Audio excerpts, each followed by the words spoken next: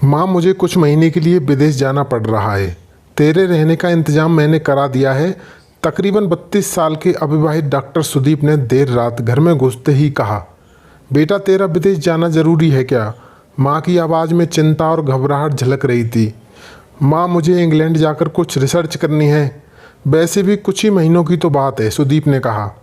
जैसा तेरी इच्छा, मरी सी आवाज़ में माँ बोली और छोड़ आया सुदीप अपनी माँ प्रभा देवी को पड़ोस वाले शहर में स्थित एक वृद्धाश्रम में। वृद्धाश्रम में आने पर शुरू में हर बुजुर्ग के चेहरे पर जिंदगी के प्रति हताशा और निराशा साफ झलकती थी, पर प्रभा देवी के चेहरे पर वृद्धाश्रम में आने के बावजूद कोई सिकन नहीं थी। एक दिन आश्रम में बैठे बैठे कुछ बुजुर्ग आपस में बात कर रहे थे। उनमें 2-3 महिलाएं भी थीं। उनमें से एक ने कहा, डॉक्टर का कोई सगा संबंधी नहीं था जो अपनी माँ को यहाँ छोड़ गया। तो वहाँ बैठी एक महिला बोली, प्रभा देवी के पति की मौत जवानी में ही हो गई थी। तब सुदीप कुल 4 साल का था। पति की मौत के बाद प्रभा देवी और उसके बेटे को रहने और खाने के लाले पड़ गए थे। तब किसी भी रिश्तेदार ने उनकी मदद नहीं की। प्रभा देवी ने लोगों के कपड़े सिल कर अपने बेटे को पढ़ाया। बेटा भी पढ़ने में बहुत तेज़ था, तभी तो वो डॉक्टर बन सका।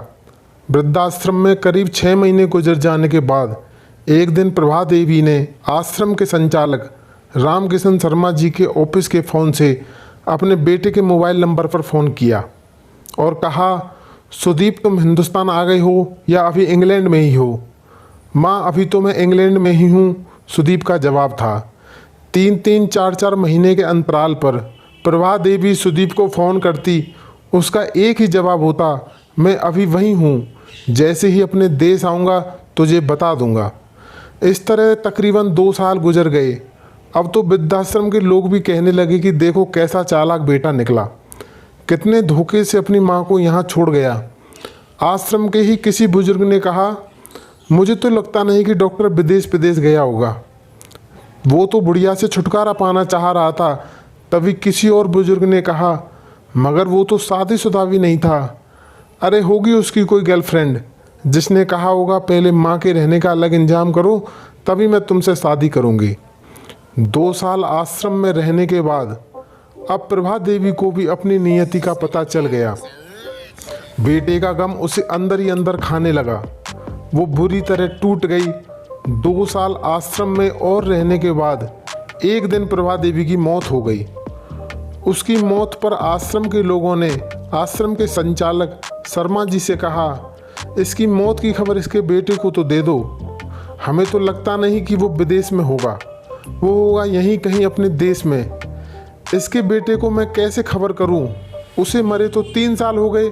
शर्मा जी की यह बात सुनकर वहां पर उपस्थित लोग सन्न रह गए। उनमें से एक बोला, अगर उसे मरे 3 साल हो गए तो प्रभा देवी से मोबाइल पर कौन बात करता था? वो मोबाइल तो मेरे पास है जिसमें उसके बेटे की रिकॉर्डेड आवाज़ है। तभी शर्मा जी बोले, पर ऐसा क्यों? किसी ने शर्मा जी से पूछा।